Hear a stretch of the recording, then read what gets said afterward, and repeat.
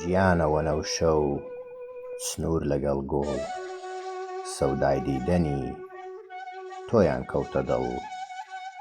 سنوور لە کێوان وەنەوشە لە جەم، گوڵ لە گوڵستان یەکیان گرت سەرجەم.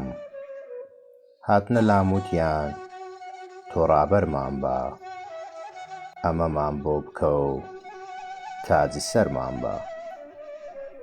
ئەوا هەرسێکم بەستن بەدەستە، هاتنە خزمەتت بەدەستی بەستە.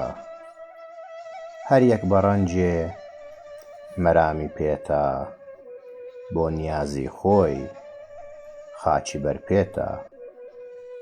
سنوور بۆ زولفت لوول و پەشێوە، وەنەوشە ملکەت خاڵی لای لێوە. گوڵ کە نازچی گۆنای تۆی دیوە، چقڵی خۆی لەژێر پێی هەڵچقیوە. تۆ پایە بەرزی شای شیرین ئەندام، با لە سایەتە بگەن بە مەرام.